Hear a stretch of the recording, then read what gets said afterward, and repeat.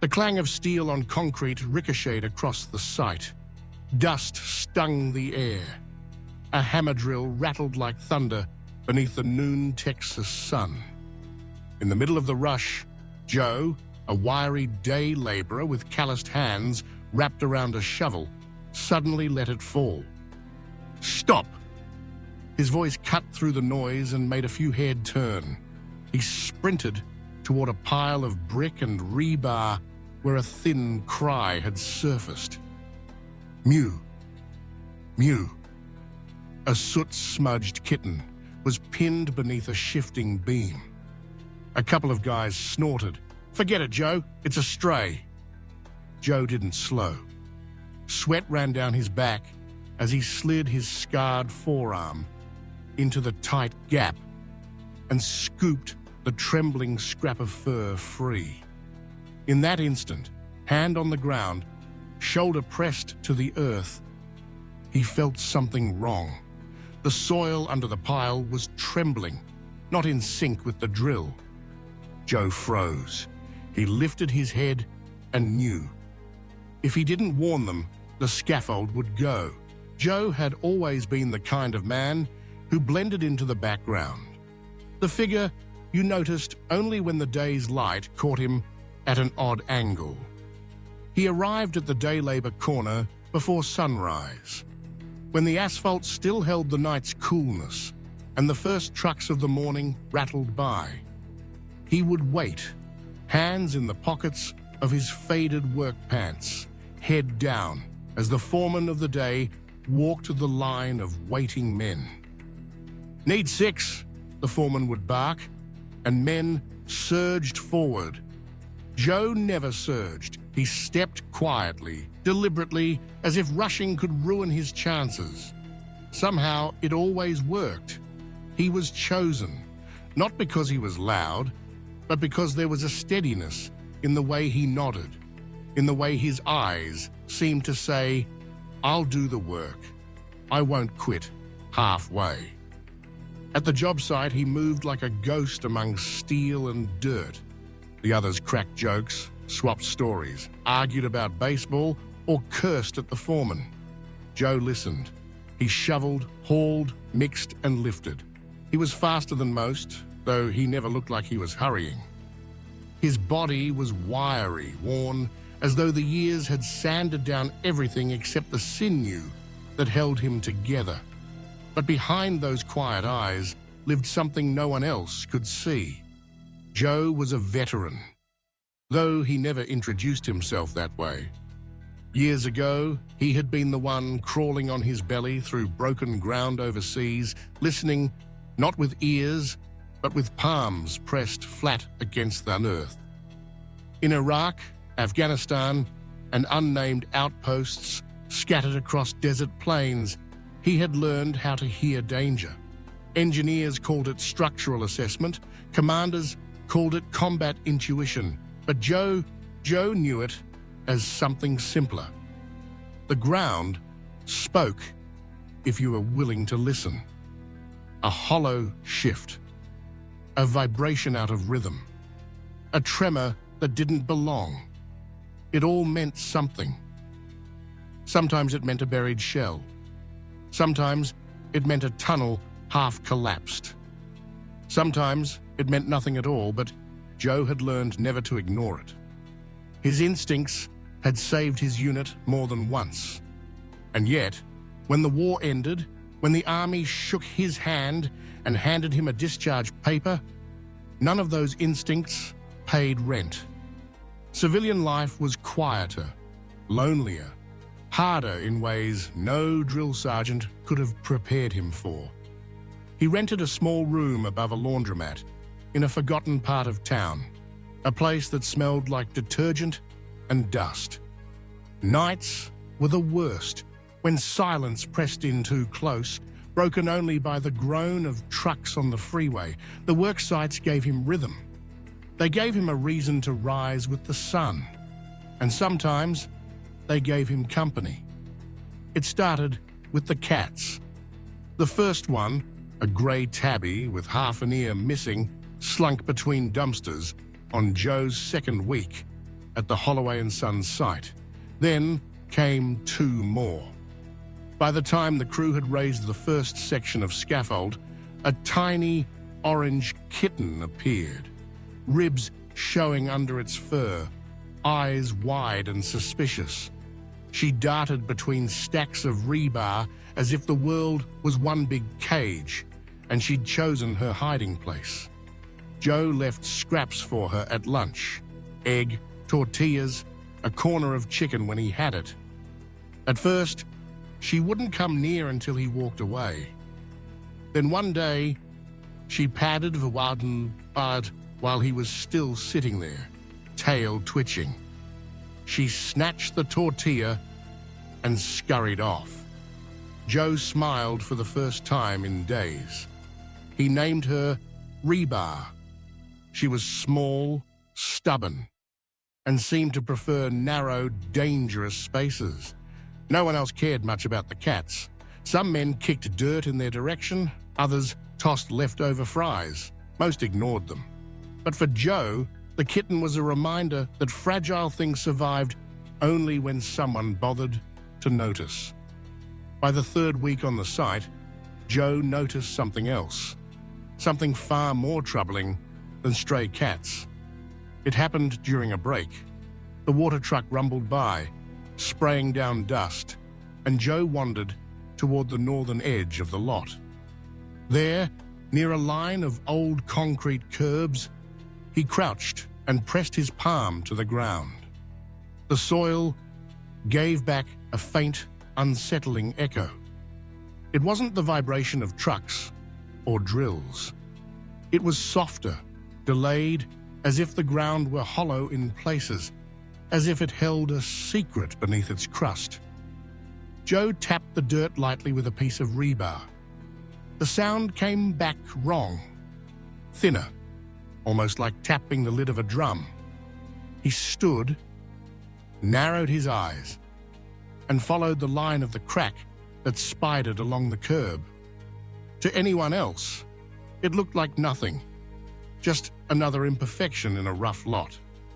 But Joe knew better. The ground was breathing. That night, after his shift, he walked 3 miles to the county records office. The clerk barely looked at him when he fed coins into the copier. He pulled out yellowing plats, faded drainage maps, and surveys drawn decades ago. One line caught his eye: a storm culvert, built in 1979, marked as abandoned. But abandoned didn't mean erased.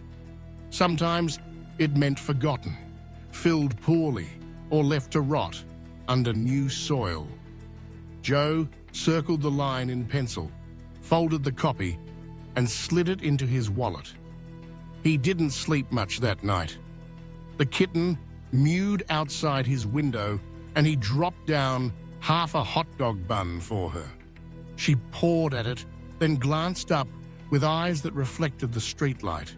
Joe whispered, "You're braver than you look." He wasn't sure if he meant the cat or himself. The next day, Joe brought it up. The foreman, Ray Duffy, was a broad-shouldered man who measured everything in hours and dollars. Joe approached him during lunch, unfolded the map, and pointed.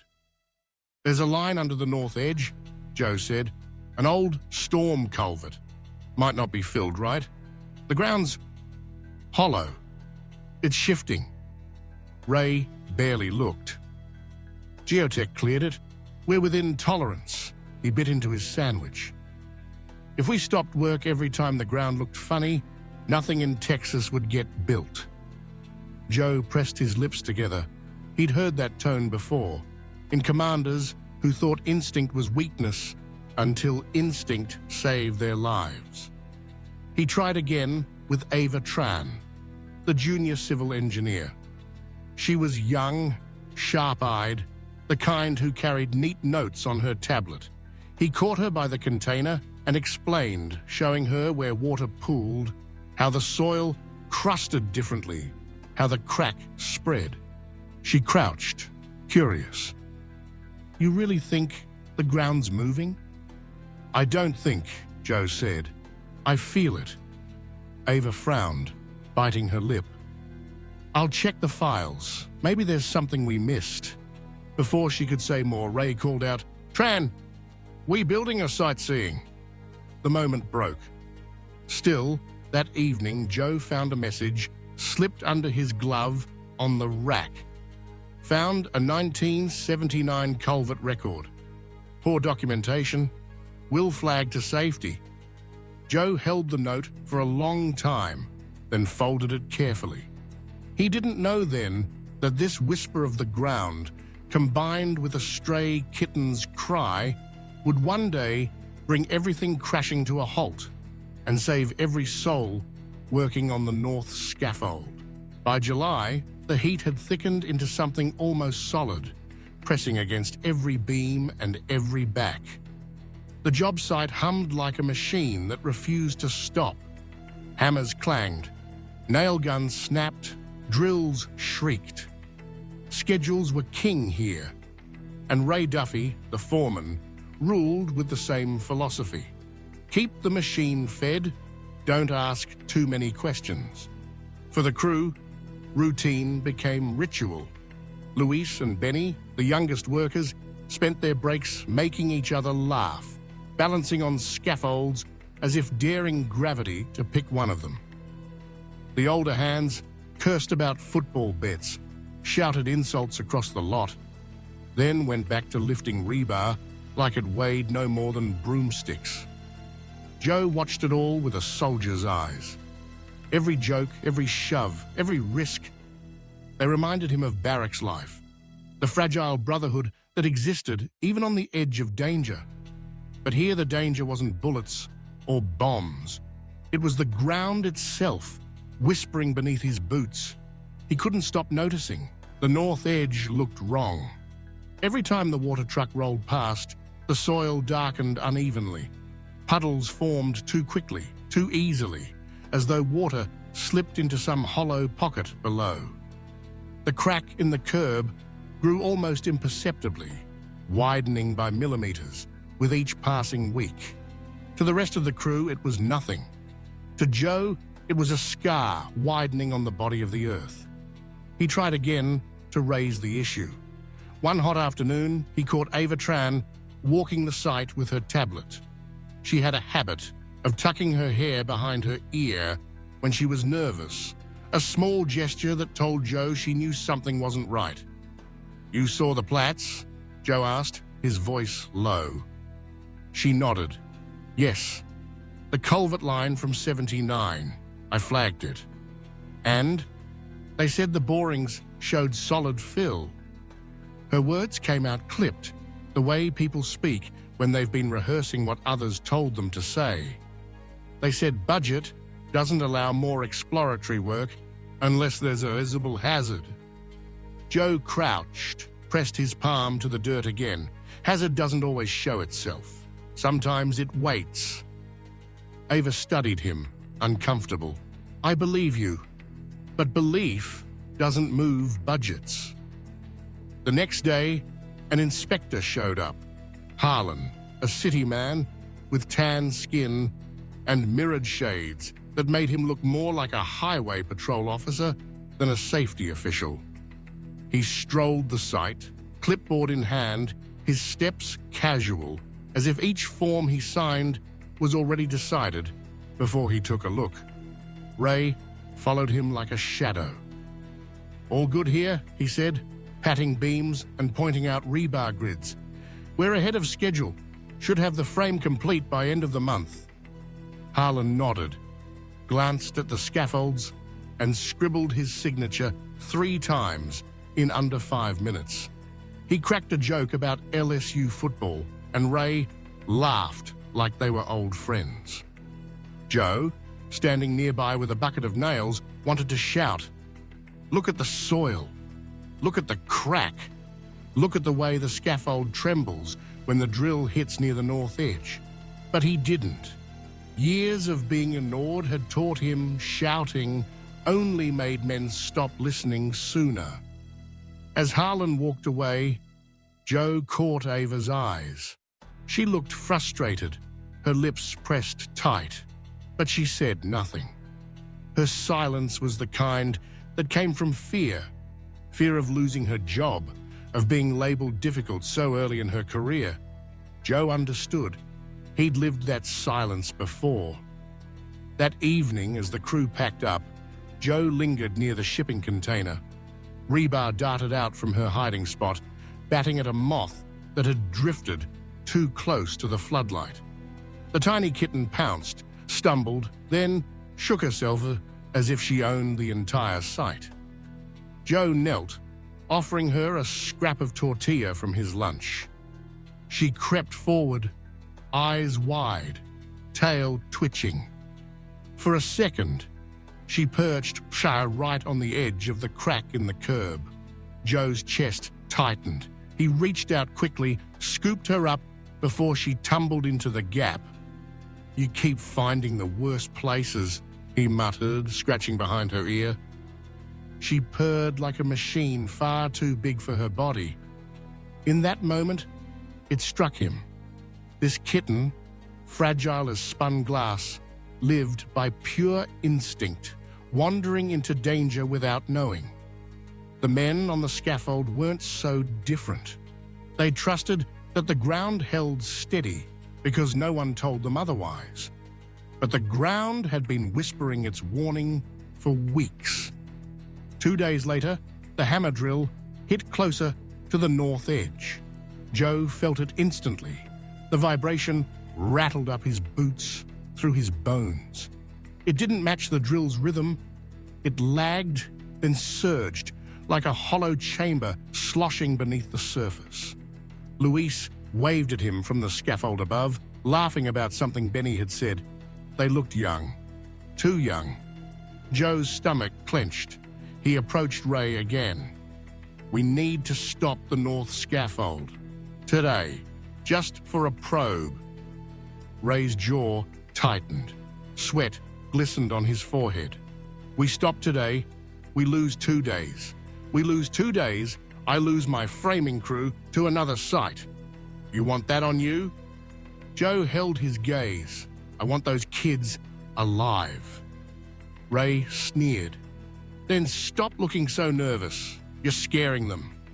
And just like that, the conversation ended. That night, Joe couldn't sleep. He sat at his window, staring at the lights of passing trucks. Rebar curled on his lap, purring, oblivious to the weight pressing on him. He thought about Iraq, about the sergeant who once told him, "You don't get medals for listening, kid. You just get to go home." Except sometimes listening was the only reason anyone got to go home at all. Before dawn, Joe wrote a note on scrap paper. "North edge. Hollow ground. Old culvert. Stop work before scaffold fails." He folded it, sealed it in an envelope, and slipped it under the site office door. It was all he could do, for now. By the second week of July, the scaffold on the north edge had grown into a jagged skeleton against the sky. Steel poles rose in uneven rows, fastened by couplers that clicked under the wrench like brittle bones snapping into place. From a distance, it looked solid enough, an orderly frame climbing toward the heat-hazed heavens. Up close, it swayed with a rhythm that made Joe's stomach churn. The higher it climbed, the more reckless the crew became. Luis and Benny, barely past 20, treated it like a playground. They raced each other to the top planks, hammered nails with exaggerated flourishes, and leaned out just a little too far while shouting jokes down to the men below. Joe watched them with the wary eyes of someone who had already lived through too much. He wasn't their father, wasn't their sergeant, wasn't even their supervisor, but he carried their weight in his chest all the same. Each time the hammer drill bit into the ground near the north edge, Joe felt it. That wrong vibration, that tremor out of rhythm. The ground beneath wasn't whole. It sloshed like a stomach half filled with water. It reminded him of Fallujah, memories that wouldn't let go. In the desert, they'd built outposts on ground that looked solid until the first mortar hit. Joe had crouched in sand-colored dust, palm pressed to the earth, whispering warnings his officers sometimes ignored. He remembered one night in particular. An abandoned irrigation trench beneath the outpost wall had collapsed under the weight of a Humvee. 2 men had gone down with it. When Joe crawled into that trench, flashlight trembling in his teeth, he'd seen eyes staring back at him from under the rubble. One alive, one not. It was the memory that had made him leave the army. Some ground could never be rebuilt in your head once it cracked. Now, crouched on this American site, half a world away, Joe pressed his palm to the dirt and felt that same hollow whisper. It was quieter, but no less dangerous. Ava's struggle. Ava noticed too, though she didn't say it out loud. She kept reviewing files, pacing near the north edge with her tablet, lips pressed tight, as if weighing words she couldn't afford to speak. One evening after shift, she stopped Joe by the fence. "I filed another report," she murmured, her voice barely above the hum of cicadas. "Requested additional borings. They denied it again, said budget doesn't allow for unnecessary work." Joe looked at her, the sun setting behind her shoulder. "Unnecessary?" he echoed. She shook her head, frustration in her eyes. "They want numbers, not instincts. A void is invisible until it isn't. And by then," she trailed off. Joe finished for her. "By then it's too late." She nodded, swallowed hard. "If I escalate above Ray, I'll be marked as a liability. This is my first big project. My career could be over before it starts." Joe didn't tell her what he wanted to. Careers mean nothing if people die. He saw how tightly she gripped her tablet, as if it were armor. He knew she was already carrying more weight than she should, so he just said softly, "You're not wrong. Don't forget that." The inspector's shadow. Harlan returned that week, clipboard under his arm, shades gleaming. He made another round, checked nothing closely, and signed off with the ease of a man who had already decided everything was fine. "Solid work," he said, slapping Ray's shoulder. "This site'll be standing 50 years." Joe nearly laughed, but it came out bitter. He could feel the hollow in the ground even as Harlan said it. He wanted to grab the inspector's hand, press it to the soil and say, "Listen," feel it breathing. But he knew the man wouldn't hear it. People rarely listened to whispers. They only believed shouts. And by then, the ground would already be collapsing. Rebar and the edge, the kitten, had made the north edge her kingdom. She slipped between stacks of rebar, tail flicking, chasing moths that flickered under floodlights. Every time Joe saw her dart near the crack, his heart tightened. She had no idea what danger she courted. One afternoon, while the crew ate sandwiches, Rebar climbed onto the scaffold's lowest rung, mewing like she belonged there. Luis laughed. "Hey, Joe, your cat's braver than you are." Joe shot him a look. "She doesn't know better." "Maybe neither do we," Benny quipped, and both of them chuckled. Joe didn't smile. He walked over, scooped the kitten up, and tucked her under his arm. "Curiosity kills more than cats," he muttered. The boys only laughed harder, but Ava noticed his expression. She didn't laugh. She saw the tension in his jaw and the way he held the kitten too close, as if saving one small life was practice for saving bigger ones, and pressure rising. By mid-July, the scaffold reached its highest section. The site buzzed with urgency. Ray pushed harder, shouting for speed. Steel clanged. Dust swirled. The entire structure groaned under the day's weight. Joe pressed his palm to the soil one more time. The vibration was worse now, deeper, more insistent. Like the hollow had grown teeth. He went straight to Ray. "We need to stop. Probe the north edge. It's not safe." Ray didn't even hide his irritation this time. "You again. Jesus, Joe, I don't need a geotech sermon from a grunt. You're here to shovel, not scare my crew." "Then let the engineer speak," Joe snapped, glancing at Ava. But she lowered her eyes, silent, caught in the trap between truth and career. Ray leaned closer. "One more word about ghosts under the dirt, and you're off this site." Joe said nothing, but inside he knew. The ground wouldn't wait much longer. The note, that night, Joe sat in his room above the laundromat. Rebar curled asleep on his lap. He stared at the copy of the old culvert map. His hands trembled as he unfolded it again, tracing the line that cut across the north edge like a scar. Finally, he grabbed a scrap of paper and scrawled, "North Edge Hollow. Old culvert. Scaffold unsafe.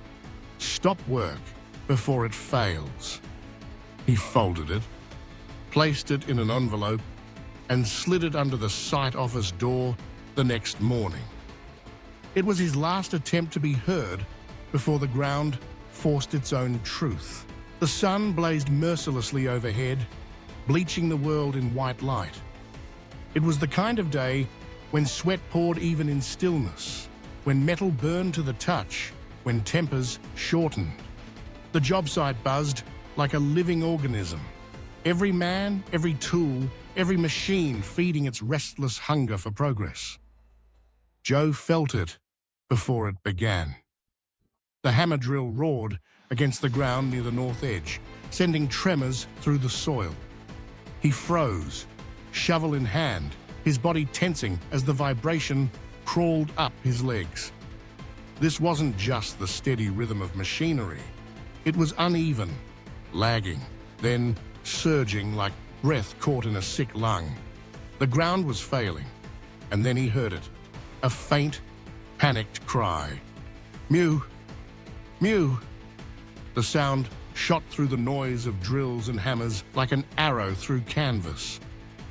Joe dropped his shovel. He didn't think, didn't measure. His body moved on instinct, the same instinct that once dragged brothers in arms from the mouths of collapsing trenches. "Stop!" he shouted, voice slicing through the heat. Some men turned, confused. Others laughed. "Joe's chasing cats again," but Joe was already running. The kitten and the warning dust swirled around him as he sprinted toward a jumble of stacked rebar and planks. Beneath it, Rebar's tiny orange body was pinned, paws scrabbling helplessly. Above her, a beam shifted with each drill strike, threatening to crash down. Joe dove, jamming his arm under the gap, ignoring the scrape of the steel against his forearm. He dragged the trembling kitten free and pressed her to his chest. The instant his palm touched the ground to steady himself, he knew. The hollow beneath had opened wider. The vibration was no longer subtle. It was alive, a groan, rising from the earth itself. He spun, eyes wide, and roared, "Kill the drill! Get off the scaffold! Now!" Chaos ignites. For a second, no one moved. Luis and Benny, halfway up the north scaffold, froze like deer in headlights. Ray barked, "Ignore him, keep working." But Ava heard. Her eyes snapped to Joe, then to the ground. Without hesitation, she lunged for the emergency stop, slamming her palm against the red button. The hammer drill died in mid-scream, silence crashing down so abruptly it rang louder than the noise had. That silence lasted less than a breath. Crack! The sound ripped across the site. A deep, terrible snap, like the spine of the world breaking. The north scaffold shuddered. Couplers pinging loose, bolts shearing under strain. Steel groaned like an animal in pain. Then came the roar. 30 feet of scaffold tilted and collapsed, a monstrous wave of shrieking metal and cascading planks. Dust exploded into the air, choking, blinding. Men screamed, scrambled, dropped tools, and ran. Joe didn't run. Saving the boys, Luis and Benny clung to the scaffold as it lurched beneath them. Their young faces twisted from bravado into naked fear. Joe bolted toward them. Kitten still clutched against his chest. He shoved rebar into Ava's arms as he passed, not breaking stride. "Hold her!" he barked. Then he was climbing, hand over hand, boots slamming into rungs even as they rattled loose. Steel scraped his palms raw, but he ignored the pain. "Move!" he shouted at the boys. "Now!" They hesitated, paralyzed. Joe grabbed Benny's collar, yanking him down the rungs, shoving him towards safety. Luis slipped, his boot skidding off a plank. Without thinking, Joe lunged, catching the kid's wrist just as the plank beneath gave way. For a breathless second, they dangled. Luis screaming, Joe's arms straining. Below them, the scaffold tore itself apart. With a grunt, Joe hauled Luis upward, shoved him hard toward the ground. "Go!" Then the last of the scaffold gave way. Joe jumped. The fall time slowed in the air. Dust swirled around him, sunlight breaking into fractured beams through the chaos. Steel bars tumbled like javelins, crashing against concrete with sparks. The world tilted, twisted. He hit the ground hard, rolling, pain flaring down his side. But when he pushed himself up, coughing dust, he saw Luis and Benny scrambling to their feet, alive. The rest of the crew had scattered, faces pale and stunned. Ava stood frozen, Kitten clutched in her arms, eyes wide with disbelief. Behind them, the collapsed scaffold lay in ruin. Where men had stood only seconds before, nothing remained but a tangled carcass of twisted steel. Silence. After the storm, the site fell eerily quiet, as if the collapse had swallowed even sound. Dust hung like fog. Men stared at the wreckage with wide eyes, breaths ragged. Ray stood with his hands on his head, mouth working, but no words coming out. His confidence, his bluster, all of it had evaporated in the thunder of falling steel. Harlan, the inspector, had arrived just minutes earlier, clipboard still in hand.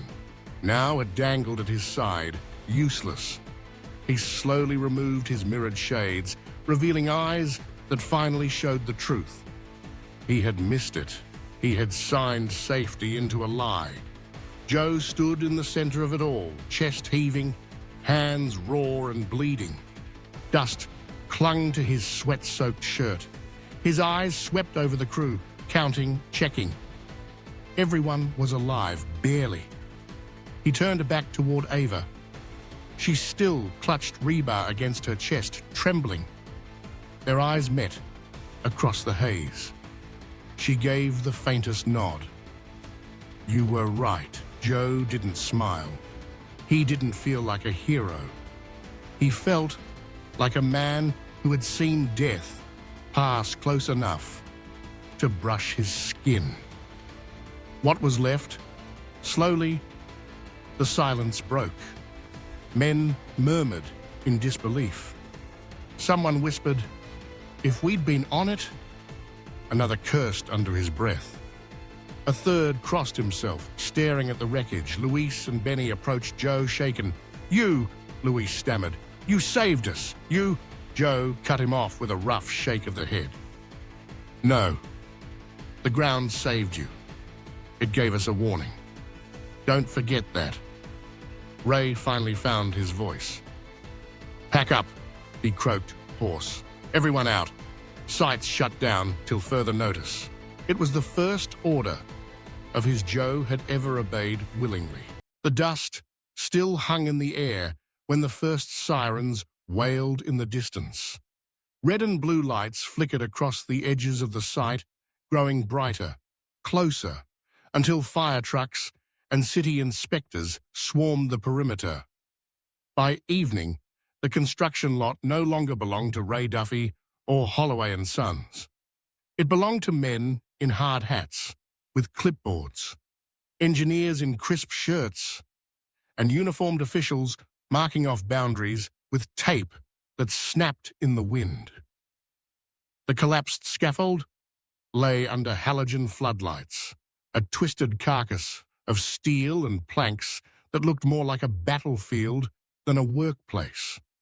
Joe stood near the fence, shoulders hunched, dust clinging to his sweat-soaked shirt, hands bandaged hastily with gauze from the site's first aid kit. He didn't speak. He didn't need to. The silence around him spoke for itself. Questions without easy answers. "Were you the one who called the stop?" a city investigator asked. He was tall, lean, with lines etched into his forehead from years of reading lies. Joe shifted, uncomfortable under the attention. "I shouted," he admitted. His voice was hoarse from dust and yelling. "Didn't stop anything, just tried to get them down." "You saved 2 workers." The investigator's eyes flicked toward Luis and Benny, both sitting on the tailgate of a truck, faces pale, arms scraped but alive. Joe shook his head. "The ground saved them. I just listened." The investigator scribbled on his notepad. Listening is what too many people failed to do. Nearby, Ava stood with her tablet clutched tightly to her chest, speaking with another group of officials. Joe could see the tension in her shoulders, the way she hesitated before each sentence. He knew she was telling them about the reports she had filed, the warnings she had flagged. For the first time, she wasn't just an engineer fresh out of school, worried about her career. She was a witness, and her voice was finally being heard. The weight of negligence. Ray Duffy paced near the office trailer, phone pressed to his ear, voice sharp with desperation. "Look, it wasn't my call alone. We had inspectors sign off. We followed the borings. We had geotech reports." His words broke into fragments, lost in the hum of generators and voices. When he hung up, his face was grey. He saw Joe across the site and for once didn't sneer. His mouth opened, then shut again. The arrogance that had fueled him for years had been crushed under steel and dust. Later, 2 men in suits approached him. Lawyers, or maybe higher-ups, from Holloway and Sons. Their conversation was low, urgent, full of words like liability and OSHA and press release. Ray just nodded, hollow-eyed, the swagger gone. For the first time, Joe almost pitied him. Almost. The crew's eyes. The other workers avoided Joe at first, unsure how to face him. He wasn't one of them. Not really. He had always been too quiet, too strange, too serious. But as the hours passed, they drifted closer. A grizzled carpenter slapped Joe's shoulder gently. "If it weren't for you, Kid would have been dead." His voice cracked. "Hell, Maybe more of us. Luis and Benny finally approached. They looked young, impossibly young, like boys who had just realized their invincibility was a lie. Luis's voice shook. "You pulled me out. I thought that was it. I thought I was gone." Joe met his eyes, steady. "You weren't gone. Not today. But remember what it felt like up there. Don't forget it. Safety isn't a word in a manual. It's the only thing that lets you go home." Benny swallowed hard, nodding. Neither boy laughed now. The papers resurface inside the trailer. Ava spread out documents on a folding table. Her flag safety notes, Joe's hand-scribbled warning slipped under the door, and the copied county plats showing the abandoned storm culvert. One of the engineers pointed at Joe's note. "This was delivered before the collapse?" Ava nodded. "Yes, he gave us warning. More than once." Another official traced the old map line with his pen. "This culvert was never fully decommissioned. It left a void under the north edge." He glanced toward the wreckage, so that scaffold never had a chance.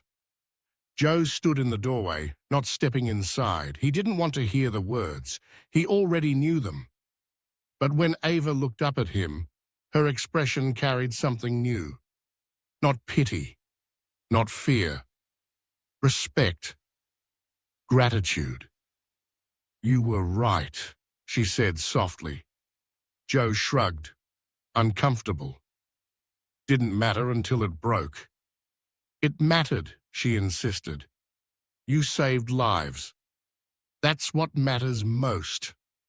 What Joe asked for later, one of the Holloway suits tried to hand Joe an envelope. "Compensation," the man said stiffly, "for your courage. We'd like a photo too. Something to show the press." Joe stared at the envelope, then at the man's polished shoes. He thought of medals in dusty drawers, plaques on walls no one read, ceremonies where men smiled and moved on. He pushed the envelope back into the man's hand. "I don't want money. I don't want pictures." His voice was steady, low. "I want you to run cameras through every pipe on this site. I want every man trained before they climb another scaffold. And I want you to remember this hole wasn't my discovery. It was your neglect." The man shifted, uncomfortable, but Ava's eyes burned with approval. The Kitten and the quiet amidst the chaos. Rebar had become a small symbol of survival. She sat on Ava's lap, licking dust off her fur, utterly unaware of how close she had come to being crushed. Workers smiled faintly when they saw her, as if the little creature carried proof that life could be saved, even when steel fell like rain. Joe approached, scratching the Kitten behind her ear. For the first time since the collapse, a flicker of peace crossed his face. "You owe me 9 lives, little one," he murmured.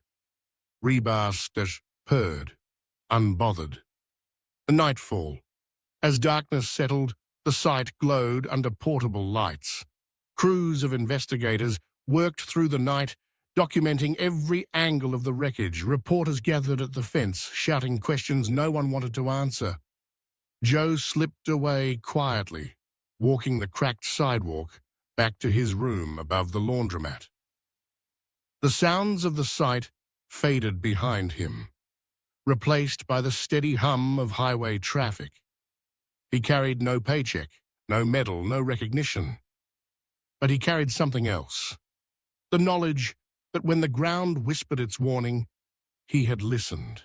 And because of that, men who should have died were alive to see another dawn. Still, he knew the reckoning wasn't over. The company, the city, the inspectors, they all had questions to face. And so did he.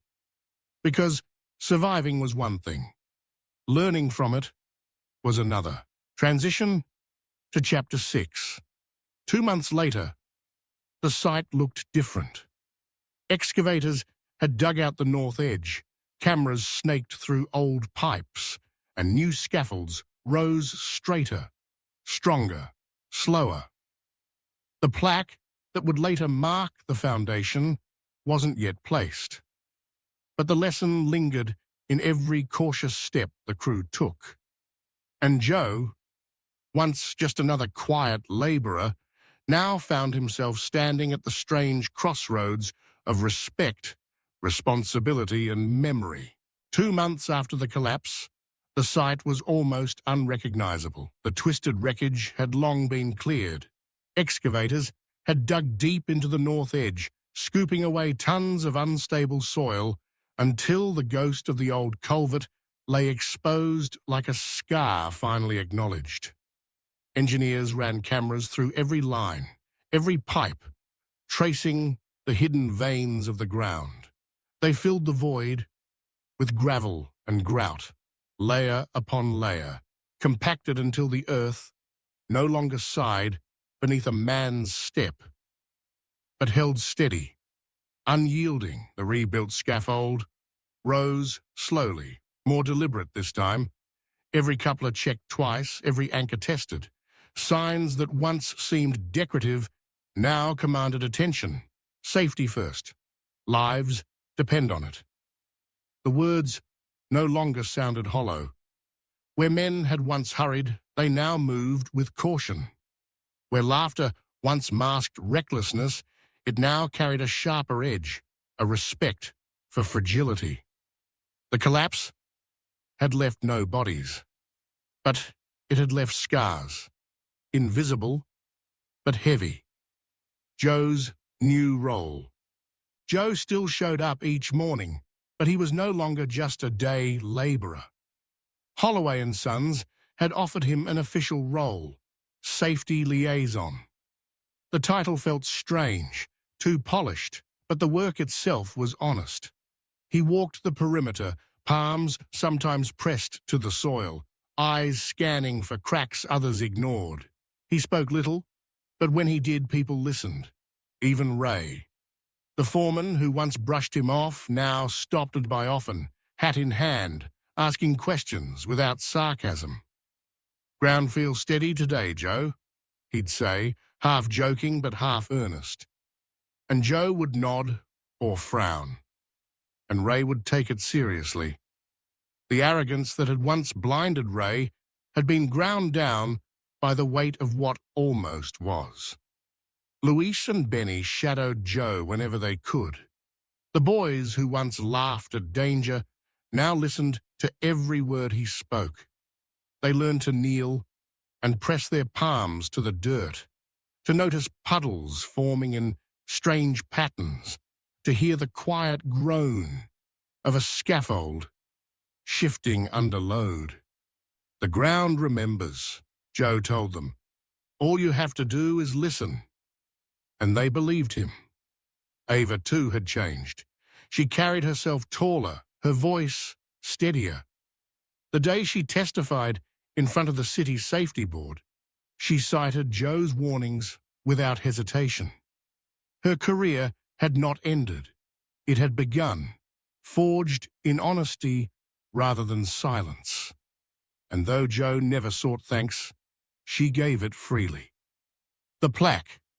On a clear September morning, the crew gathered at the site's entrance for a dedication. A small bronze plaque was unveiled on the foundation wall.